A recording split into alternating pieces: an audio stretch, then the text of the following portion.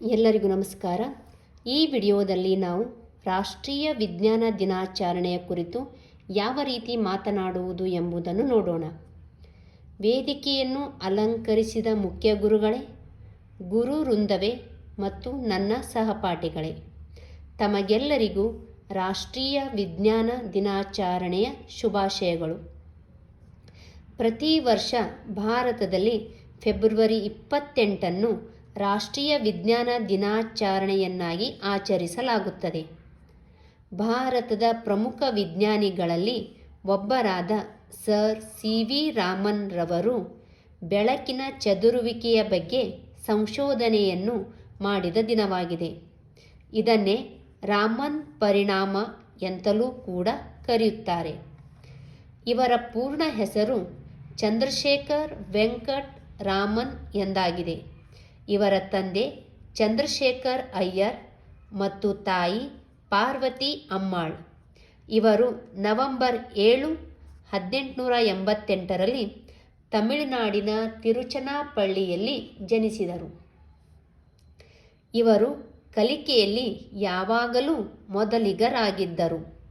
ಇವರ ಸಂಶೋಧನೆಗೆ 1930 ನೊಬೆಲ್ ಪ್ರಶಸ್ತಿ ದೊರಕಿತು.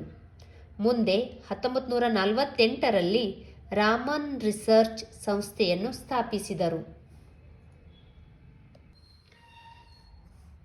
ನಿತ್ಯ ಜೀವನದಲ್ಲಿ ಕಾಣುವ ಅನೇಕ ವಿದ್ಯಮಾನಗಳಿಗೆ ಬೆಳಕಿನ ಚದುರುವಿಕೆ ಕಾರಣವಾಗಿದೆ ಎಂದು ಕಂಡುಹಿಡಿದರು. ಉದಾಹರಣೆಗೆ, ಸಮುದ್ರದ ನೀರು ನೀಲಿಯಾಗಿ ಕಾಣುವುದು, ಆಕಾಶ ನೀಲಿಯಾಗಿ ಕಾಣುವುದು, ಸೂರ್ಯೋದಯ ಮತ್ತು ಸೂರ್ಯಾಸ್ತ ಸಮಯದಲ್ಲಿ ಆಕಾಶ ಕೆಂಪಾಗಿ ಕಾಣುವುದು, ಇವೆಲ್ಲ ಬೆಳಕಿನ ಚದುರುವಿಕೆಯ ಪರಿಣಾಮವೇ ಆಗಿದೆ. ರಾಮನ್ ಪರಿಣಾಮವೆಂದರೆ ಏಕವರ್ಣೀಯ ಬೆಳಕು ಪಾರದರ್ಶಕ ಮಾಧ್ಯಮದ ಮೂಲಕ ಹಾದು ಹೋಗುವಾಗ ಆ ಮಾಧ್ಯಮದ ಅಣುಗಳೊಂದಿಗೆ ಆಂತರಿಕವಾಗಿ ವರ್ತಿಸಿ ಶಕ್ತಿಯನ್ನು ಪಡೆಯುತ್ತವೆ ಅಥವಾ ಕಳೆದುಕೊಳ್ಳುತ್ತವೆ. ಇದರಿಂದಾಗಿ ಉಂಟಾಗುವ ರೋಹಿತದಲ್ಲಿ ಬದಲಾವಣೆ ಆಗುತ್ತದೆ. ಇದನ್ನೇ ರಾಮನ್ ಪರಿಣಾಮ ಎನ್ನುವರು. ಈ ಸಂಶೋಧನೆಯಿಂದಾಗಿ ವಜ್ರ ರತ್ನದಂಥ ಹರಳುಗಳ ಅಥವಾ ಯಾವುದೇ ವಸ್ತುಗಳ ಆಂತರಿಕ ರಚನೆಯನ್ನು ತಿಳಿದುಕೊಳ್ಳಬಹುದು.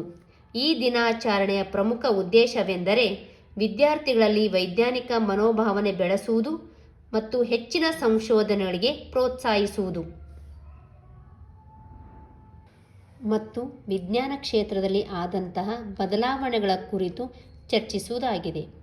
2025 ರಾಷ್ಟ್ರೀಯ ದಿನಾಚರಣೆಯ ಘೋಷವಾಕ್ಯವೆಂದರೆ ವಿಕಸಿತ ಭಾರತಕ್ಕಾಗಿ ವಿಜ್ಞಾನ ಮತ್ತು ನಾವೀನ್ಯತೆಯಲ್ಲಿ ಜಾಗತಿಕ ನಾಯಕತ್ವಕ್ಕಾಗಿ ಭಾರತೀಯ ಯುವಕರನ್ನು ಸಬಲೀಕರಣಗೊಳಿಸುವುದು ಆಗಿದೆ. ಮತ್ತೊಮ್ಮೆ ತಮಗೆಲ್ಲರಿಗೂ ರಾಷ್ಟ್ರೀಯ ವಿಜ್ಞಾನ ದಿನಾಚರಣೆಯ ಶುಭಾಶಯಗಳನ್ನು ತಿಳಿಸುತ್ತಾ ನನ್ನ ಮಾತುಗಳನ್ನು ಮುಗಿಸುತ್ತೇನೆ. ಜೈ ಹಿಂದ್, ಜೈ ಕರ್ನಾಟಕ.